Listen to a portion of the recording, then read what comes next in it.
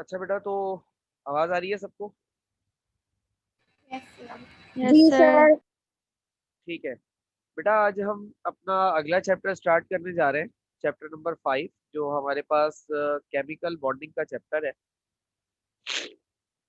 बेटा, अब तक बहुत मर्तबा आपसे मैंने इस तरह की बात की है कि कंपाउंड्स होते हैं, कंपाउंड्स बनते हैं, कंपाउंड्स होते हैं, कंपाउंड्स बनते हैं। बहुत बार कंपाउंड्स का जिक्र किया है। तो ये जो हमारे पास चैप्टर है, चैप्टर नंबर 5 ही वो चैप्टर है जो हमें बताएगा कि कंपाउंड्स बनते कैसे हैं, पहली बात। और दूसरी बात, कंपाउंड्स बनते क्यों है भाई? क्या जरूरत पड़ी है एलिमेंट्स को कंपाउंड बनाने की? क्या बिना कंपाउंड बनाए एलिमेंट्स रह नहीं सकते जो ये कंपाउंड्स बना रहे हैं? तो इन बातों का जवाब आपको इस चैप्टर में मिलेगा। ठीक है, हम आगे चलते हैं। चैप्टर नंबर 5 हमारा केमिकल बॉन्डिंग। आगे चलते हैं। और इसका पहला टॉपिक जो हमारे पास है वो है केमिकल बॉन्डिंग की डेफिनेशन। आप लोग देख सकते हैं, केमिकल बॉन्डिंग क्या होती है? The force which holds two atoms together in a molecule और crystal is called chemical bond. देखो, मेरे पास अलग अलग एटम्स हैं। ठीक है, अलग अलग एटम्स हैं। अगर इन एटम्स को किसी तरीके से, फॉर एग्जांपल, मैं इस एटम के ये एक एटम है मेरे पास ए, और ये एक एटम है बी। इन दो एटम्स के बीच में मैं ग्लू लगाऊं, यहाँ पर ए एटम के बीच में ग्लू लगाऊं, और उसको बी एटम को इसके साथ जोड़ दूं। ठीक है, इस तरीके से एटम्स का जो जुड़ना है, इस जुड़ने को हम क्या कहते हैं बेटा? इस जुड़ने को हम कहते हैं केमिकल बॉन्डिंग। एटम के इस तरीके के जुड़ने को हम कहते हैं chemical bonding. Is that clear? Yes sir. ठीक है, यस सर। ओके बेटा। अब एटम, अब ये जो केमिकल बॉन्डिंग है बेटा, ये केमिकल बॉन्डिंग हमारे पास 3 टाइप की होती है, जो कि आपको यहाँ नजर आ रही होगी। पहली बॉन्डिंग की जो टाइप्स है वो आयोनिक बॉन्डिंग है। दूसरी बॉन्डिंग की टाइप जो है वो कोवेलेंट है, और तीसरी कोऑर्डिनेट कोवेलेंट। तो हम इस चैप्टर में इन तीनों बॉन्ड की टाइप्स को बगौर डिटेल डिस्कस करेंगे इंशाल्लाह। ठीक है, तो याद रहे कि केमिकल बॉन्डिंग क्या चीज है? Chemical bonding is the force which holds two atoms together. वो फोर्स है जो एटम्स को एक साथ जोड़ रही है। देखो, जब मैं यहाँ पर ग्लू लगाऊंगा इन दो एटम्स के बीच में, तो इन दो एटम्स को जोड़ने वाला एजेंट यहाँ पर कौन होगा? ये ग्लू होगा। ठीक है ना? और ये जो ग्लू है ना, बेसिकली इस ग्लू को हम केमिस्ट्री की टर्म्स में केमिकल बॉन्डिंग कहते हैं। Is that clear to you all?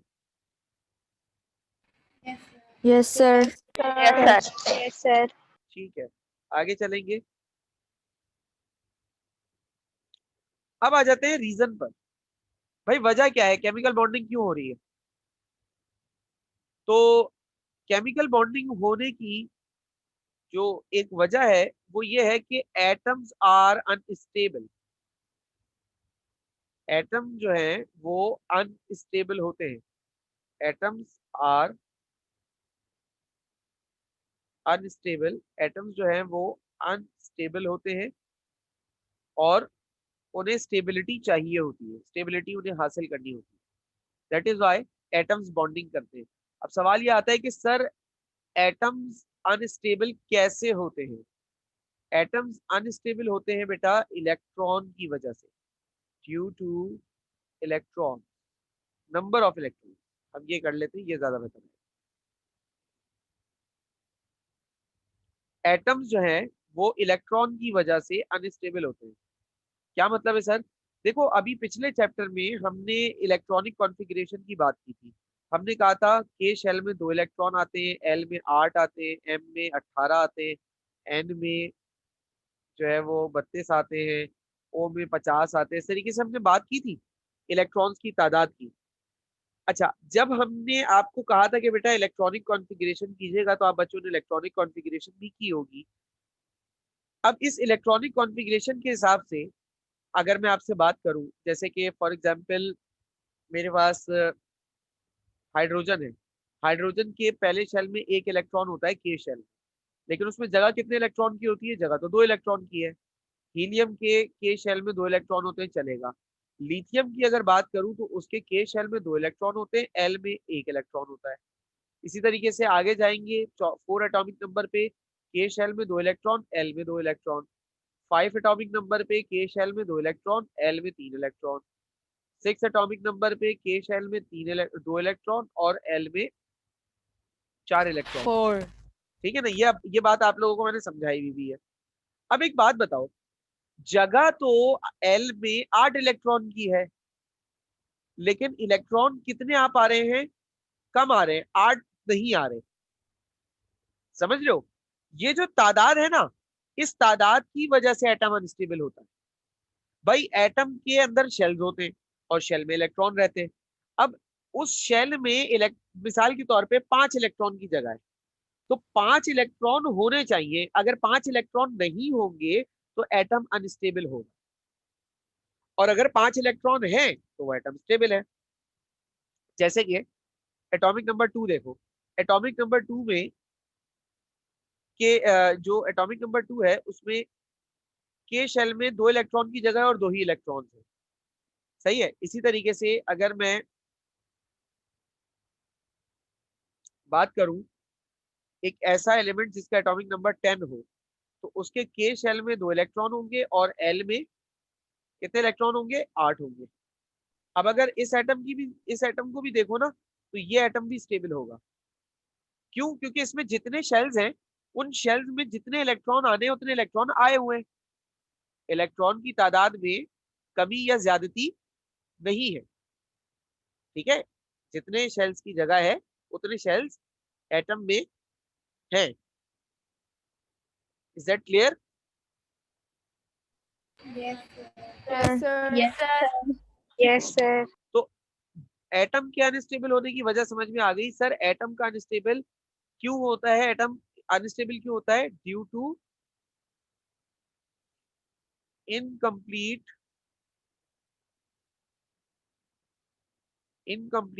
Number of electrons in valence shell.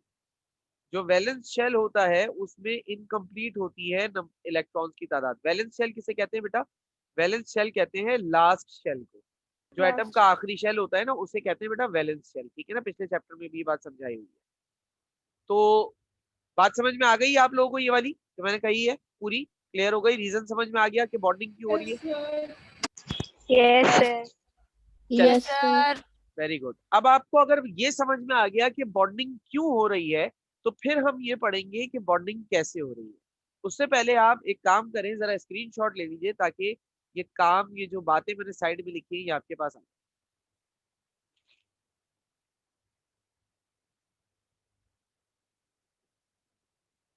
ले लिया स्क्रीनशॉट बेटा? बेटा स्क्रीनशॉट ले लिया? Yes, sir. ठीक है। Yes, sir. चलिए जी, तो बॉन्ड की सबसे पहली टाइप आपके सामने आ गई है बेटा, बॉन्डिंग की। और सबसे पहली टाइप है ionic bond.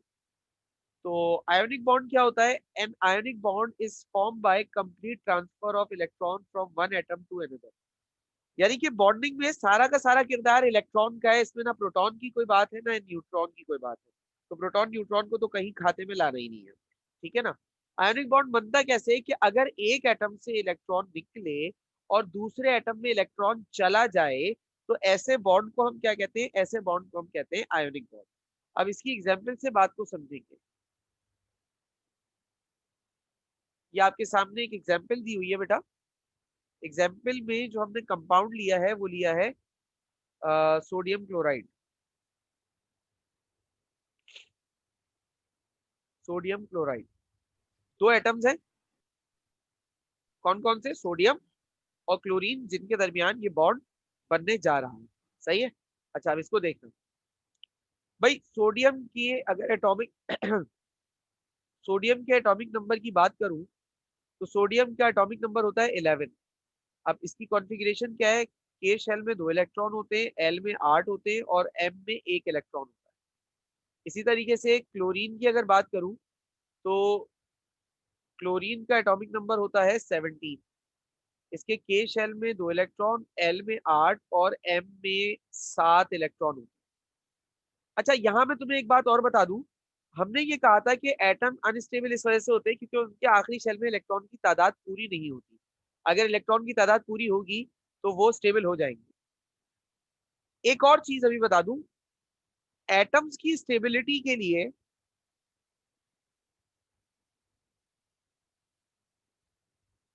For stability of atom, atom की स्टेबिलिटी के लिए इट्स ऑक्टेट और ड्यूबलेट, उसका ऑक्टेट और ड्यूबलेट कंप्लीट होना चाहिए, शुड बी कंप्लीटेड। ऑक्टेट और ड्यूबलेट उसका कंप्लीट होना चाहिए। सर ये ऑक्टेट और ड्यूबलेट क्या होता है? बेटा ऑक्टेट का मतलब होता है 8 इलेक्ट्रॉन्स और ड्यूबलेट का मतलब होता है 2 इलेक्ट्रॉन। मतलब क्या है कहने का? मतलब यह है कि एटम अगर स्टेबिलिटी हासिल करना चाह रहा है तो उसके आखिरी शेल में या तो 8 इलेक्ट्रॉन होने चाहिए या फिर 2 इलेक्ट्रॉन होने चाहिए। सर ये तो या वाली बात बड़ी कंफ्यूजिंग है कि कब 8 हो कब 2 हो, हमें तो पता ही नहीं चलेगा। बेटा आपके लिए मैं काम आसान कर देता हूँ। देखो 118 एलिमेंट्स होते हैं ना, 118 एलिमेंट्स में से जो शुरू के 5 होते हैं ना, कौन कौन से? हाइड्रोजन, हीलियम, लिथियम, बेरिलियम और बोरॉन। ये शुरू के 5 एलिमेंट्स अपना ड्यूबलेट कंप्लीट करना चाहते हैं स्टेबल होने के लिए। यानी ये चाहते हैं इनके आखिरी शेल में 2 इलेक्ट्रॉन हो जाए तो ये स्टेबल हो जाए। इन 5 के अलावा जितने भी एटम्स होते हैं, यानी कि फ्रॉम एटॉमिक नंबर 6 टू 118, वो चाहते हैं कि उनका ऑक्टेट कंप्लीट हो, यानी कि उनके आखिरी शेल में 8 इलेक्ट्रॉन आ जाएं तो वो स्टेबल हो जाएं। सही है भाई? ये ऐसे ही मिसाल है कि भाई मिसाल के तौर पे किसी बंदे ने मुझसे 1 लाख रुपए उधार लिए हैं। अब उसको मुझे 1 लाख रुपए वापस करने हैं, लेकिन उसके पास 1 लाख रुपए हो नहीं पाए, उसके पास सिर्फ 90,000 रुपए हो पाए। तो वो मुझे 90,000 रुपए देगा और बोलेगा भैया 10,000 रुपए जो है ना, मुझे थोड़ा सा और टाइम दे दो, मैं 10,000 रुपए तुम्हें और टाइम में दे दूंगा। मैं उसके ऊपर पुलिस केस करने वाला हूँ कि उसने मेरे 1 लाख रुपए खाए हुए। सही है? लेकिन उसने मुझे 90,000 रुपए दिए और देकर कहा कि भैया मुझे थोड़ा सा और टाइम दे दो, मैं 10,000 रुपए दे दूंगा। या अगर वो मुझे 90,000 रुपए देकर मुझसे रिक्वेस्ट करे कि भैया मैं 10,000 रुपए मजीद नहीं दे सकता, मुझे मेरा कर्ज माफ कर दो, तो शायद मैं माफ भी कर दूं। तो वैसे ये बात ऐसी ही है कि भाई भले ही एटम के आखिरी शेल में भाई 18 इलेक्ट्रॉन का भी आखिरी शेल होता है, 32 इलेक्ट्रॉन भी चाहिए होते हैं, 50 भी हो सकते हैं। तो भले ही 50-32 की जरूरत हो, लेकिन अगर 8 आ गए हैं, इलेक्ट्रॉन 8 आ गए हैं आखिरी शेल में, तो एटम स्टेबल है। अगर 8 नहीं आए, 8 से कम है, तो एटम स्टेबल नहीं है। कौन सी शेल में? आखिरी शेल में। सारी बात जो होती है ना बेटा, वो आखिरी शेल के लिए होती है, आखिरी शेल से पहले वाले शेल्स के लिए नहीं होती। बात समझ रहे हो मेरी? Yes, sir. Yes, sir. ठीक है। अच्छा अब जरा नजर डालो सोडियम के एटम पर। तो मुझे एक बात बताओ, सोडियम के पहले शेल में 2 इलेक्ट्रॉन है, दूसरे में 8 है और तीसरे में एम जो शेल है उसमें 1 इलेक्ट्रॉन तुम्हें नजर आ रहा है। अच्छा एम शेल में जगह कितनी होती है, कितने इलेक्ट्रॉन्स की होती है? 18. 18 की जगह होती है। ठीक है। और अगर इसी तरीके से क्लोरीन की बात करें तो इसके पहले शेल में 2 इलेक्ट्रॉन है, दूसरे में 8 है और तीसरा जो एम शेल है उसमें कितने इलेक्ट्रॉन है? 7। 8. 7 है, 7। 7. ठीक है। अच्छा चाहिए कितने इलेक्ट्रॉन स्टेबल होने के लिए? चाहिए कितने दोनों को? एम में, एम शेल में कितने इलेक्ट्रॉन चाहिए दोनों? 8. 7. दोनों को, 8. दोनों को 8-8 इलेक्ट्रॉन चाहिए स्टेबल होने के लिए ना।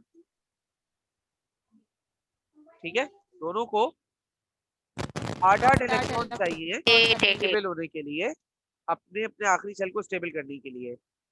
उस हिसाब से सोडियम के एटम को जरूरत होती है 7 इलेक्ट्रॉन और क्लोरीन के एटम को जरूरत होती है 1 इलेक्ट्रॉन की, कि उसमें 1 इलेक्ट्रॉन आ जाए तो वो स्टेबल हो जाए। समझ रहे हो बात को? Yes, अच्छा sir. अब क्या है, अब देखो तुम्हारे सामने सोडियम का स्ट्रक्चर बना हुआ है और क्लोरीन का स्ट्रक्चर बना हुआ है। अब सोडियम क्या करता है, सोडियम अपना जो आखिरी शेल का एक इलेक्ट्रॉन अकेला होता है ना इस शेल में, एम शेल में, वो एक इलेक्ट्रॉन सोडियम निकाल कर दे देता है क्लोरीन।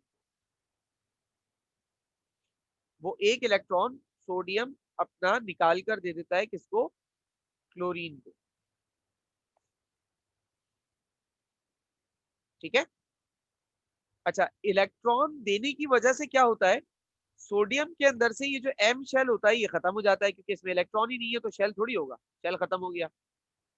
अच्छा, एक इलेक्ट्रॉन जब क्लोरीन में आता है तो क्लोरीन के एम शेल में 8 इलेक्ट्रॉन हो जाते हैं, क्योंकि इलेक्ट्रॉन आता भी आखिरी वाले ही सर। शेल में। अच्छा, अब यस मुझे सर। एक बात बताओ, सोडियम के कितने शेल रह गए? सर दो दो। शेल। दो सर शेल दो। रहे। सही है, वेरी गुड। अच्छा, दो शेल में एक शेल, पहले शेल में इलेक्ट्रॉन दो है, पूरा है, दो। और दूसरे शेल में इलेक्ट्रॉन है एक। 8, वो भी पूरा है। सही आठ। है ना, मतलब जितने की जरूरत है यस उतने सर। इलेक्ट्रॉन है। अच्छा, अब क्लोरीन की बात करें तो क्लोरीन के पहले शेल में 2 इलेक्ट्रॉन है, दूसरे में 8 है, तीसरे में जगह 18 की है, लेकिन हो कितने गए? 8। 8। 8 हो गए। और एटम के अंदर अगर 8 इलेक्ट्रॉन हो जाते हैं तो वो स्टेबल हो जाता है, ये बात अभी हमने की है, देखो। जी सर। ठीक है ना। Yes sir. तो उस हिसाब से यहाँ पे क्लोरीन को हो जाना चाहिए स्टेबल, क्या ख्याल है?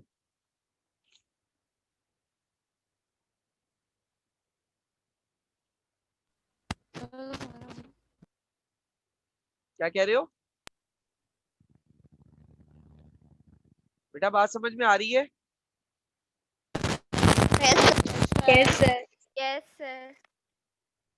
तो उस हिसाब से भाई क्लोरीन का एटम भी स्टेबल हो गया और हाइड्रोजन का एटम भी स्टेबल हो गया। जवेरिया शोर इतना आ रहा है।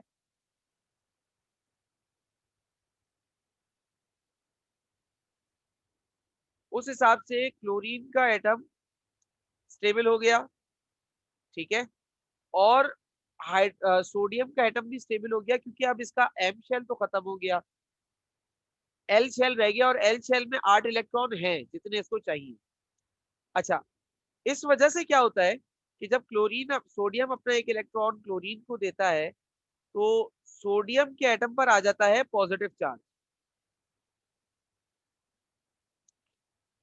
और इसी तरीके से जब वो इलेक्ट्रॉन क्लोरीन लेता है तो क्लोरीन पर आ जाता है नेगेटिव चार्ज।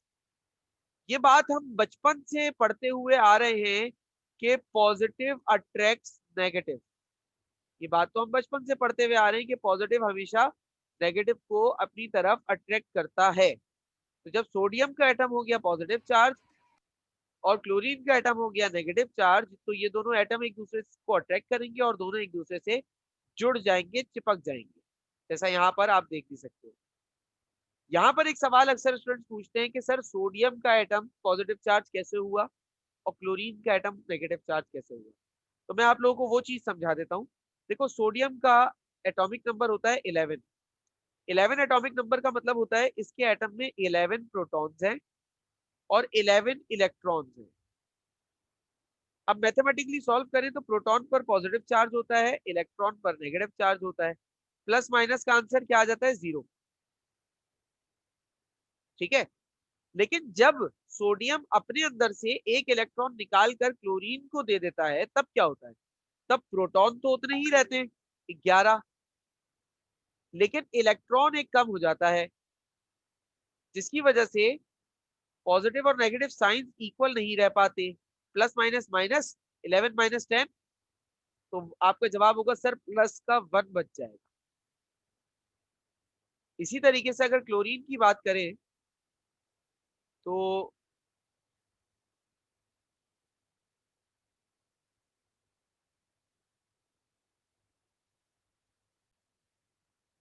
ठीक है भाई। अच्छा, अब क्लोरीन एटम का जो एटॉमिक नंबर होता है वो होता है 17। अच्छा, 17 एटॉमिक नंबर का मतलब क्या है कि क्लोरीन के एटम में 17 प्रोटॉन्स हैं, ठीक है, और क्लोरीन के एटम में 17 प्रोटॉन्स हैं और इसमें 17 ही इलेक्ट्रॉन होते हैं। प्लस माइनस, प्रोटॉन के ऊपर चार्ज पॉजिटिव, इलेक्ट्रॉन पर चार्ज नेगेटिव, प्लस माइनस 0 हो जाएगा। लेकिन जब एक इलेक्ट्रॉन क्लोरीन का एटम सोडियम से हासिल करता है, सोडियम से गेन करता है, तब क्या होता है? प्रोटॉन तो उतने ही रहते हैं, लेकिन इलेक्ट्रॉन एक बढ़ जाता है। प्लस माइनस अब की बार बराबर नहीं होगा, प्लस माइनस माइनस होता है। 17 - 18 तो आपका जवाब होगा सर माइनस का 1 बच जाएगा। इस वजह से क्लोरीन पर माइनस चार्ज और सोडियम पर प्लस चार्ज आता है। Is that clear to you all?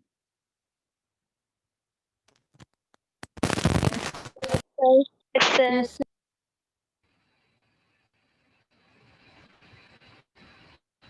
बेटा कोई सवाल, कोई कंफ्यूजन? No, sir. ठीक है, No, sir. तो इस तरीके से बनता है आयोनिक बॉन्ड जब एक एटम से इलेक्ट्रॉन ट्रांसफर हो। अब यहाँ पर देख लो, सोडियम ट्रांसफर कर रहा है अपने इलेक्ट्रॉन को, यहाँ पे हम लिख देते हैं sodium transfer electron to chlorine. Chlorine को सोडियम अपना इलेक्ट्रॉन ट्रांसफर कर रहा है, जिसकी वजह से सोडियम पर पॉजिटिव और क्लोरीन पर नेगेटिव चार्ज आ रहा है। अब इन चार्जेस की वजह से ये दोनों एटम्स एक दूसरे से स्टिक कर जाते हैं, चिपक जाते हैं।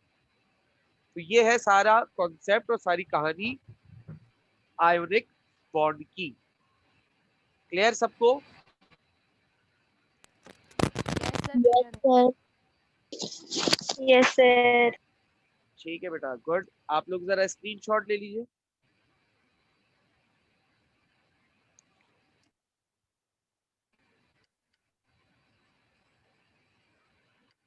ले लिया बेटा?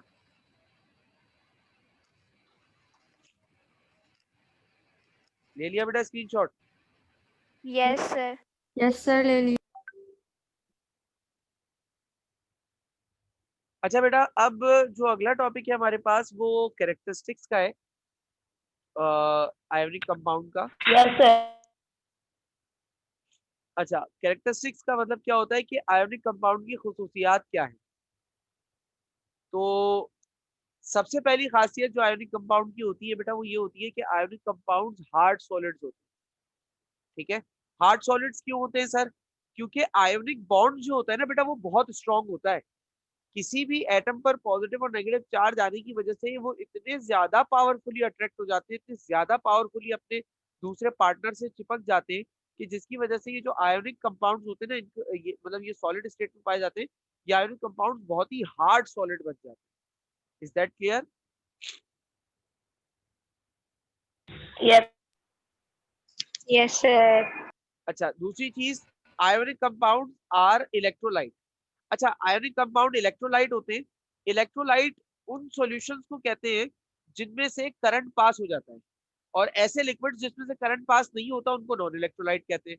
भाई अब मिसाल के तौर पे अक्सर हमारे हाथ वाथ गीले होते हैं और हम किसी बटन बटन को ऑन करने लगते हैं, तो हमें कभी कभार करंट लग जाता है, ऐसा ही है।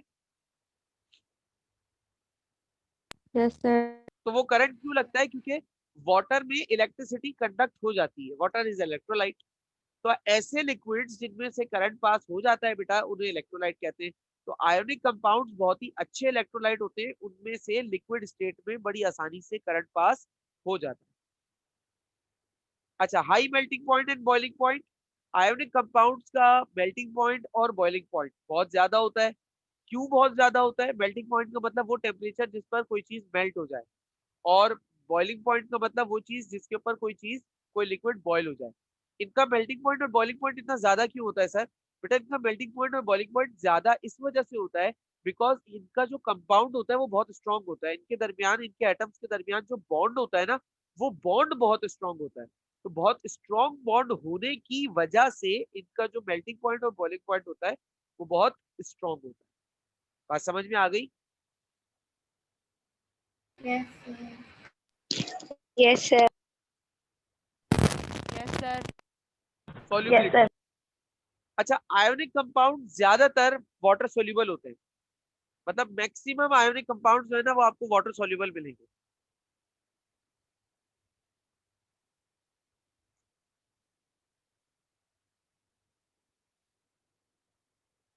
सही बेटा? यानी ज्यादा से ज्यादा आयोनिक कंपाउंड इस दुनिया में जो है, मतलब जैसे अप्रोक्सीमेटली 95% आयोनिक कंपाउंड इस दुनिया के ऐसे हैं जिनको आप पानी में डिसॉल्व कर सकते हैं, जो पानी में बड़ी आसानी से डिसॉल्व हो जाते हैं। ठीक है ना, तो ये इनकी सॉल्युबिलिटी है।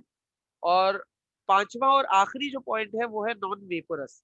तो आयोनिक कंपाउंड जो है वो वेपोरस नहीं होते, यानी कि वो अ, अगर जैसे बहुत सारे ऐसे कंपाउंड होते हैं, जैसे पानी है, पानी अगर कहीं गिर जाता है तो थोड़ी देर बाद वो एवापोरेट हो जाता है, उड़ जाता है, सारा गायब हो जाता है। इसी तरीके से पेट्रोल है, अगर किसी केन में पेट्रोल है और उसका ढक्कन में खोल दूं तो थोड़ी देर बाद सारा पेट्रोल उड़ जाएगा, सारा पेट्रोल वहां से चला जाएगा, एवापोरेट हो जाएगा। ये कहलाता है बेटा वेपोरस। आयोनिक कंपाउंड कितने भी टाइम हवा में खुले रहे, कोई फर्क नहीं पड़ता, आयोनिक कंपाउंड वेपोराइज नहीं होते, वेपर्स में कन्वर्ट नहीं होते। ठीक है बेटा, क्लियर हुआ ये point? Yes, sir. Yes, sir. ठीक है बेटा, वेरी गुड। तब तक के लिए अल्लाह हाफिज।